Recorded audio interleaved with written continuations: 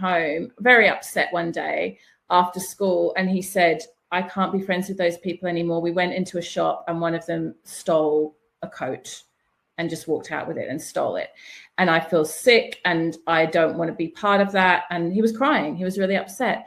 And I was like, yes, like, thank God. Like he figured it out. I let him go to his edge. And I was right on the point of like saying, these guys are not okay for you to hang out with.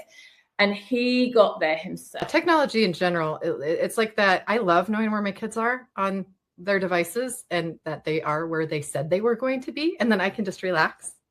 On the other hand, I freak out about if somebody else could tap into the device and know where my kids are at the same time. So I don't know, there's the pros and cons there, but being able to have my kids communicate with me, hey mom, I'm sick, come get me from school, and different things, like that's been invaluable. And it also gives them a way to discreetly message me about things that maybe they're not comfortable talking to me about. Though I have one who loves talking in the car. That is her thing. I don't know. We're not making eye contact. And for some reason, then she can talk to me, but they each have their own ways they want to communicate with me too. So it's been interesting to try to honor that. And I think my parents were, doing the best they can. They had 6 kids in 8 years. It's like 3 of them in diapers at the same time. It's funny. I'll actually try to talk to my mom and she's like, I don't know. I don't remember. I'm traumatized. No, but she probably really doesn't remember, because for me, some of my younger, like when my kids were a lot younger and I had multiple young kids at home, it is a bit of a blur. Like I can remember specific moments, but the kind of, yeah. And if you're a bit sleep deprived as well, the memory can really be, just is a blur. Yeah. And that doesn't mean you weren't being a good mom at the time. You're probably motherhood. Probably means you were being a good mom at the time. You were so present and in it that it's kind of, yeah. And so it's interesting to think about their parenting versus what I want my parenting to be, because I think all of us want to be better than the last generation. We all want to do better by our kids. But I also think it comes with a lot of different flavors, whether you're dealing with generational trauma or you just have a different way you want to parent altogether. It doesn't always have to be tied to they did this wrong or anything. Like my girls will go to 2 households. So they are with me most of the time, and then their dad's remarried. And so they have 2 households they get to compare things to, and they'll take what they want from it. And I have to honor that and just be okay with that. But one thing I'm making for sure is that they have a voice, that they can talk to me, that they can tell me what they like. And when I make mistakes, I apologize. And, this is the first time I'm doing this too. And that helps to open and keep communication open. Because I think that's the difference between the last generation and this generation. It was a lot of like the children are seen and not heard kind of thing. And then going into having the kids, having the accolades, have them in lots of activities, have them achieve something, or this is how they get to college, instead of honoring each individual as they are for who they are. I really think we're doing better with that now. And that's something that could have been there all along. In some families, I think a lot of it comes down to the level of honest communication that was allowed to be had. Was it transactional and only if it made the parent feel good? Or was it conditional on when those conversations could happen? Or can your child really freely feel comfortable enough to come to you and talk to you about anything? I think that'll also be the difference between a child who wants to hang out with their adult parent or not. Because the parent who's communicated like that is going to honor that the communication level and what you can talk about can change and grow, and the relationship can grow. They're never going to be that 16-year-old again, or that little 5-year-old, or the little baby again, though in our hearts, we see all of that. And I think there's certain ages that we kind of capsulate them. Like some of our favorite memories were you at this age. And I think it's fine to honor that and bring that up, but make sure we're in the present with them and who they are and where they're at now, not talking back to the 6-year-old that we want to bring back for just a minute. They're still in there, right? They're still in there, but and in a different form and capacity. Yeah, I couldn't agree more with you. I feel exactly everything you just said. It totally resonates, and it's almost like this kind of zooming out where we look at. And I think when you've had more than one child, this happens more naturally. You look at the sort of trajectory of their childhood and you remember all the different milestones, and it's so tender. It's such a tender way to look at our children. And especially when there are challenges or difficulties or arguments, I really try to drop back into that tenderness and just to remember all the sweetness that has been, and that sweetness will come again. And also that, you know, actually, especially as they get older, we don't have to agree on everything. We can be quite different and have different perspectives, and that those conversations are rich and rewarding, and that they get to have their own ideas about politics or whatever it might be that could be, you know, their own individual expression. I'm curious, going that way, childbirth can be extremely varied in what people want to do. And I think doulas get to see the front lines of that and the beginning of parenthood. And I have so much respect for doulas, because they were all who was available to help me out during COVID, because of the circumstances that I faced. And I'm glad I knew what they were from the previous pregnancy when I had a home water birth, so that I knew to approach so if you don't know what a doula is a support person for a mom through childbirth. And now there are some that have specialized in preparing you for childbirth ahead of time, setting you up, making sure you have what you need. And there are also postpartum doulas who will help you after to get into the routines that you need, help you be less sleep deprived, or if you have special circumstances or needs, they can be there for you. Now, it's not to take away from the partner who's there. It's to be supportive to everyone in the whole family unit, so that you can be as successful in that very precious time as possible. And so I'm fascinated about some stories about your work in that area. And maybe, do you have opportunity to like give advice to new moms? Do they ask you lots of questions? Well, it's interesting because when you're a doula, I mean, actually, it's sort of a bit like being a counselor, that you're meant to not give too many personal opinions and kind of just reflect back what the mother herself wants. Thank goodness I never trained as a counselor, because I'm far too opinionated to be. I would be a terrible counselor, because I'm much better as a coach, like actually giving some, you know, suggestions, thoughts, ideas. And I think I come in as a doula a little like that too, because I do have some strong opinions. I really believe deeply that a woman has a right to make her own choice. And the birthing world is very polarized.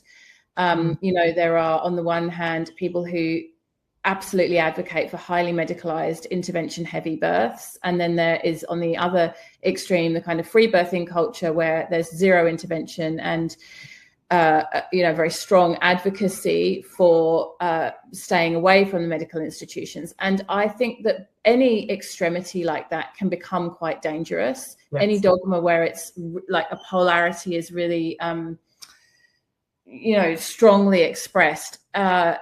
Really what we need to be doing is setting women up to make their own choices, but educated choices. And a lot of women go into childbirth not knowing, you know, women say to me all the time, oh, I'll just go to the hospital and see what happens. Or, you know, I'll just register with the labor ward and I'll see how it unfolds. And actually, if you do that, you're kind of setting yourself up for a very intervention heavy, medically impactful birth, because of the way our systems, and I know the system in America is very similar to the system here, very, very, in my opinion, overly medicalized.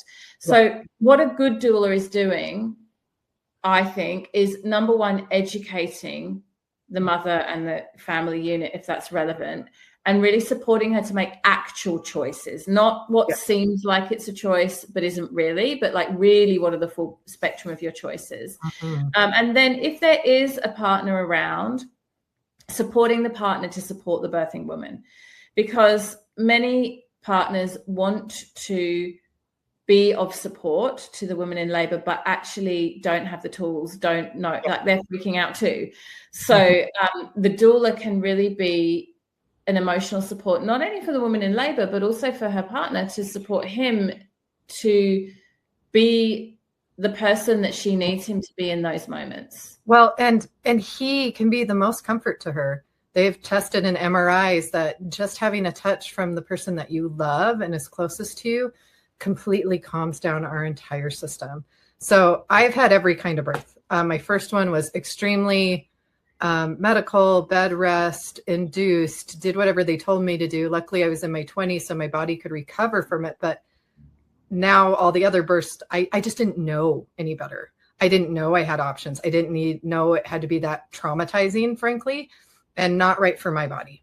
I have a mom who's been able to give vaginal births to all 6 of her kids and not near the intervention. So that gave me a baseline as I did more research of what I might be possible to do, because you will birth like your sisters or like your mother from what I understand. So it's good to kind of understand that baseline and know what to look for. That might be a pattern or any complications that might come up. And then my second birth, I did with a nurse / midwife at her facility with a doula. And that was a different experience because it was allowed to be more natural. I found out that in labor, hot water is like the best thing in the world for me, and I can calm down. I was allowed to explore those things. I was allowed to find those things. But I also had a really hard labor because they broke my water because we lived 4 hours away and I wasn't dilating. And so my poor partner, after 12 hours and I'm getting exhausted and it's just doesn't seem to be going anywhere. It was great. We had someone there to support him because he was done. and he was so excited to become a father, and he was so sweet when it all finally came to. But there was a moment there where we needed that extra support, and it wasn't coming from family or other places. And we didn't necessarily want it to be, because we really wanted it to be about our little family that was being created at that time. And then we let family kind of come in later with that. Because of the relationship that I have and that bonding as a couple, when you bring a child together into the world, your first one especially, there's something very special about that becoming your family with a child and not just a couple anymore. And so we wanted to honor that. And then my other child, we did a home water birth, but we had a midwife who didn't do the second ultrasound. So we're not sure if the due date was accurate. And then I had problems for like 3 years after the birth. So even though it seemed very calm and it seemed like it went really well, I knew something didn't feel quite right at the end of pushing, but I didn't know how to tell the doula because it all worked out. Like, and for the majority of the time, it seemed like it was fine and that I was healing fine. But it turned out 3 years later to find out that like my hips were out of alignment and causing pelvic floor issues and different things. So what I thought going all natural was going to do for me had some consequences because we didn't do enough to be accurate about like the due date. And if I had a traumatic birth or not, because the due date was inaccurate. And so what should have probably been treated like a traumatic birth was not, because this is where this middle path is so valuable, right? It's like, yeah, the natural birth is awesome and it's kind of often held up as the gold standard. But the fact of the matter is that, 100 years ago, women routinely died in childbirth. So did babies. There was all kinds of internal problems, dysfunction, that happened, and that can be avoided now. So why on earth wouldn't we, if it's medically available to avoid pain, suffering, death, then absolutely. Where we've gone completely bananas is with all these interventions that are not required, not necessary, not even actually leading to worse outcomes. I mean, we've gone to the point now where we're intervening and creating outcomes that are worse than if we left the mother alone, which is absolutely crazy. So, but you're giving the perfect example. Like, it seemed okay and everything was kind of all right, but then afterwards, actually it's not. And this is where an ultrasound would have given you information that you could have then made decisions around. Right. And the whole thought around it is I'm saving you money. Yeah. And it's like, in the end, no. Yeah. In the end, no, it actually didn't. No. And my last birth with my son was during COVID. So there's all sorts of weirdness going on. Yeah. I birthed my daughter during COVID, and it was, of all 5 births, it was my hardest and worst birth. And part of the reason for that was COVID. Yeah. Horrid. Somehow I got a little lucky in a couple of ways, but I think it's because God knew what I needed in the circumstances that I in, which were kind of extreme. I didn't have a partner. I didn't have anyone really. And because of the situation that was going on. And my mom had warned me that each birth cut the time in half. So my first labor was 24 hours. My second labor was 12. My next one was 6. And she was right on. This one was 3. And it was fast and unexpected and a few days before I thought what my due date was. So it caught me completely off guard, which was kind of a blessing in disguise in some ways, because my son was born on his sister's birthday, who's 10 years older than him. So that was really cool.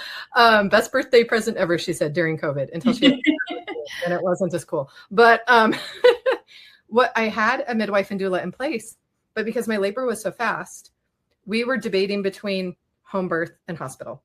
Because on the one hand, with everything that was going on, home birth seemed like it might be safer. But on the other hand, I wouldn't have a chance to rest because I didn't really have the support that I needed. And I'd have to go right back into mommy mode with my other two. Sounding so similar to my story with my last birth as well. Very similar. So what ended up happening was, because the labor was so fast, and then it took a while for my doula to come because it was on a Sunday. And in our culture that I'm in as Christians, people are pretty busy on Sunday. And like, I think that's why it took her a while to get there. I was kind of panicking, and I'm like, is she coming? Is she coming? Is she coming? Because I could just feel things moving like fast. And I'm like, even when she finally came and got me, and we get up to the hospital, and they're even like kind of taking me in a wheelchair to the elevator. And I'm like, get to the elevator. Why are we going slow? Because I could just feel this is baby number 4. I know what's going on. And you know what happens? The more babies you've had, the calmer you are. Yes. So you present as super calm and chill because you're like, okay, I'm having a baby. It's fine. And everyone's like, oh, she must not be very far progressed. But you're like, no. Like, trust me, baby is coming. So but yeah, I totally at that point. I witnessed and experienced that. Because I learned, I wish every mom knew this piece, and why yoga I think is so important. I did yoga during the pregnancy because I had caught on to the idea that your bones literally move and your muscles literally move. And I'd been a gymnast, so I was taught a lot of flexibility and stuff. So I finally figured out that if you can relax during the contraction and let the body do what it needs to do, it's less painful. So if you can just learn how to breathe, and they teach this, but they don't quite get the concept. They're like, we're just going to teach you how to breathe. It's not just so you get oxygen. It's so the whole body can move when it needs to. And then the whole labor is less painful. So I was probably in that mode in the chair. So they're like, I'm doing my thing, but in my mind, I'm freaking out. Yeah, can I just say, I love that you've just highlighted this, because this is one of the most important things I teach women around birthing, is the break between contractions. And you're describing it from an anatomical point of view, that it allows the bones and the pelvis to open and the muscles to soften, all of which is true. But it's also mentally. If a woman in labor can drop into relaxation in between the strong sensations of the contraction, she's going to have a very, very positive labor experience. Yes. On the other hand, if she gets so anxious and so fearful and so tight in her body that it just feels like a wall of pain, you can't even differentiate between contraction and break in between. That's when labor gets really derailed, where women start going, give me drugs, help me out. I can't do this anymore. A lot of women go to the medical stuff because they're like, this is horrible. This is, and they've been. But actually, you're right. It's a beautiful ebb and flow. It's a beautiful cycle. And if we can train ourselves to drop into relaxation, surrender to God's will, whatever it is, in those dips in between, it becomes manageable. And we're, beautifully designed for that to be the way that birth happens. But I think you have to do something like yoga, where you're holding a pose that's uncomfortable, to train yourself to know that you can deal with discomfort through breathing for that period of time. Because otherwise, that's where the tensity, it gets worse. I can't do this anymore, versus I just have to do this for 30 seconds. I just have to do this for a minute, and then I get a rest. Yeah. And then I've got to do this for another minute, and then I get a rest. I mean, that made all the difference in the world with the last two, especially, but with him, because he came so fast. I mean, we got there and I think he was born 20 minutes later, but the pro to that was there was no time for medical intervention. So I still got to be at the hospital, where I still got to have rest and have a safe birth and a beautiful delivery. My biggest baby, 9 pounds, 8 ounces. Ooh, that's a big baby. Yeah. Yeah. I think I'm done. So I'm pretty sure I'm done. And he's just this chubby, beautiful little thing. And I had wanted to catch him. That was the other thing I was a little sad about. Like, I wanted to stand and catch him, but because of staffing, I guess I had this brand new midwife, because I was with a group of midwives at the place, and she just didn't have the experience to, like, I mean, there are people still trying to put IVs in me, and I'm like, it's too late, dude. Get that off of me. What are you trying to do? Like, I'm glad it was too late for that, but like, they were kind of freaking out. The baby is already coming. I'm like, can we just let this happen? Like, what are you doing? Why are we? You don't need anything. Happen this way? Like, I'm like, what's wrong with you guys? This is totally doable. So. Well, the truth is, many, this is really sad, but it's true. Midwives, obstetricians, neonatal nurses have never seen, or very rarely seen, a birth with no intervention. Yeah. They haven't witnessed it. Water birth. They were trying to talk me out of water birth with my third one. but we had someone who was informed. Women used to do it all the time. Like, that's the thing that gets me the most. It's like, they're acting like women haven't been giving birth for thousands of years without medical interventions. Yes, it saves lives. So there is that fine line that we talked about. But at the same time, it's like, if a mom's doing well and she's fine and she wants to stand and she wants to catch her baby, why not let her? Like, you know, we don't need to preempt. We don't need to preempt problems. Let's address them when they're there, and let's screen and have good information. But we don't need to be preemptive of a catastrophe. That's definitely my perspective. And I think that's why a doula is also so great to have there, because if you're the mom in labor doing the thing that you need to be doing and focusing on the breath and the relaxing and the breath and the relaxing, you're not going to be able to voice what you need if you get transferred to the hospital. You're going to keep focusing on being in labor and bringing that child into the world. And your partner might not be able to, because they're focusing on you. So if you have a doula or a midwife with you that knows what you want, but you also have the contingency plans in place. If we can, let's do this. But if we have to, plan B, plan C, or we're at the hospital, they've got to decide because it's now become an emergency. You just never know. You can have the best nutrition, done your best, had the midwife, have everything, and still something go completely awry, like the cord around a baby's neck or their breech or something you just have no control over. But you have options. It kills me that moms don't understand there are so many options for you of how you want to do it and what might work for you, because your body was designed to do this. It's not that it wasn't designed to do it. I mean, men obviously can't, but their body is not. Our bodies are designed to do this. Right? It's meant to work. It is meant to work. So I just love the work that you do. And the other thing I don't think people know about doulas is if you choose to work with me, for example, and we kind of have a due date, but really due dates are not exact. Some women's bodies will go early. Some women's bodies will go a little late. Due date is not that date that they give you. And it doesn't have to be either.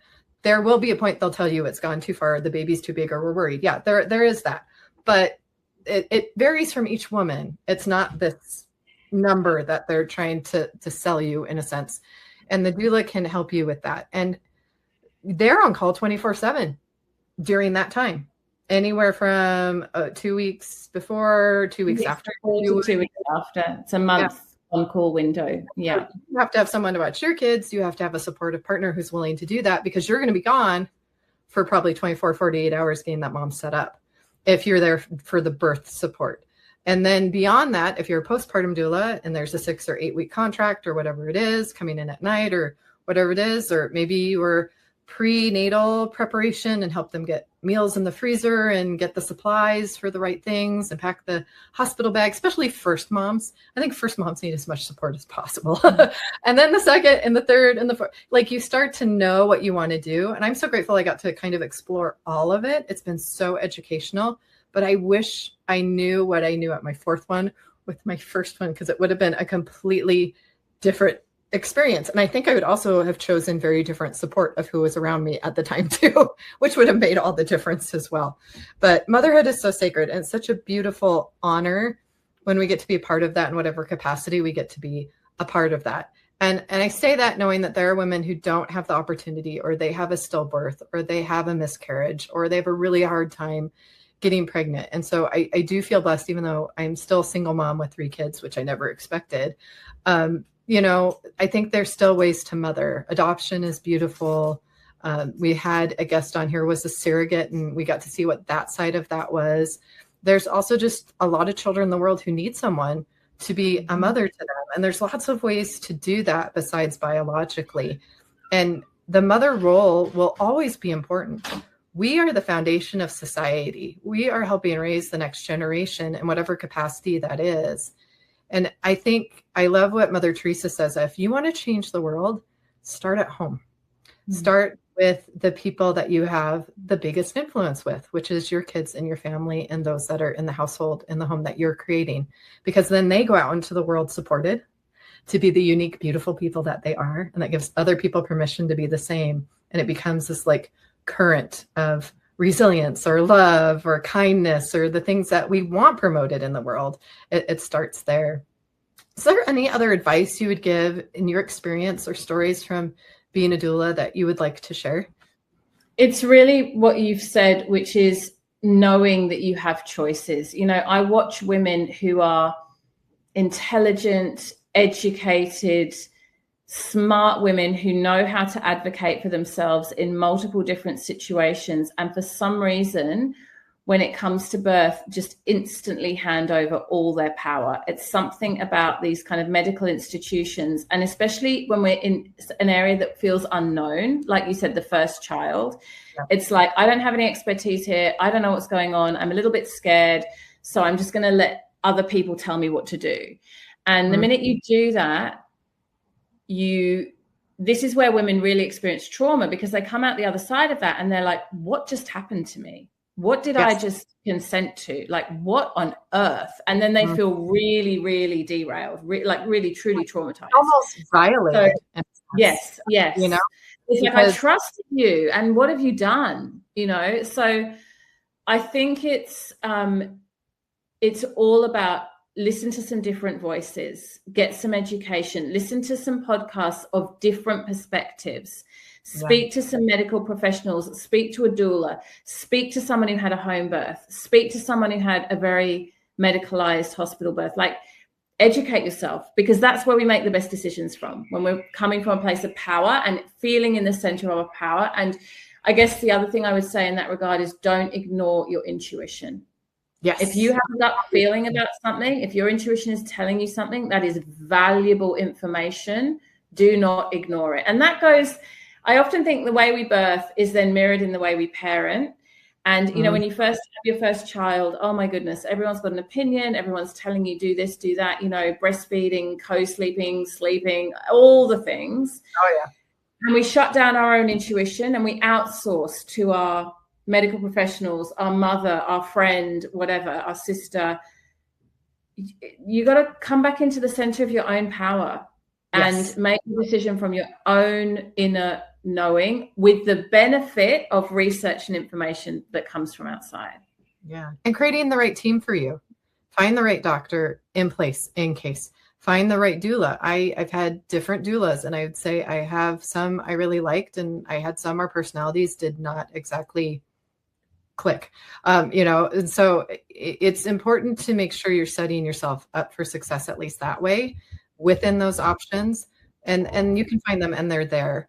And now I know some of it costs money, and some people will be like, well, I can't afford a doula. Well, there may be services for that. You'd be surprised what's available if you look into your community to support moms, although I think we need much more than we have, but there are options out there. I remember one time. There's very often student doulas that are wanting to do births and either at low cost or no cost. That certainly exists here in Australia, and I'm sure in many areas of the States too. Yeah, one of mine during COVID, it was her first time to be a doula, and she was getting her hours for her certification. And so it ended up being a beautiful thing for her, and she ended up being one of the most compassionate ones of the ones that I had, and we're still really good friends. Like, it just turned into this beautiful relationship, and so there's a beautiful opportunity for some lifelong bonding with your sisterhood, with the people that you have around you at that time. And so, yeah, it'll be what you make of it. And then some of it's not in your hands, but it's still your motherhood. It's still sacred, and you'll figure it out. And there's no reason to be scared, really. What's meant to happen will happen.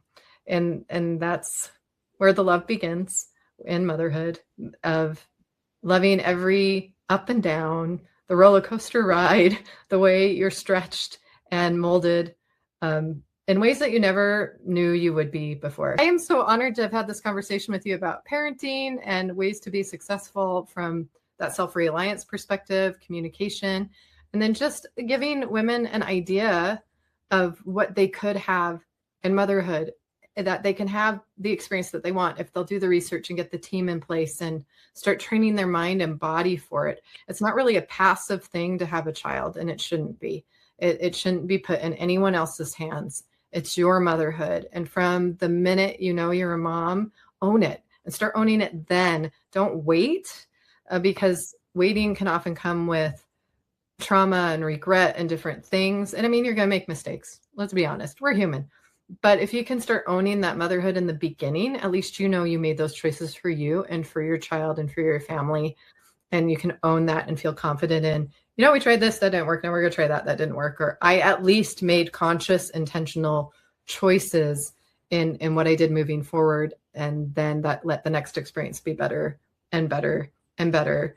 And also it gives your daughters and your sons and the next generation the ability to be more comfortable with knowing their options as well, instead of thinking this is just something I got to go figure out as an adult on my own as a couple. If they know you're talking about it, if they know about doulas, midwives versus medical, and they have an understanding of what needs to be in place, I'm hoping that'll help the next generation and we can hear about less deaths. We shouldn't be in an age where we're hearing that mothers and children are dying in childbirth. It's just completely unnecessary in the day and the age that we live in, because there's something we can do one way or the other, whether it's natural or not.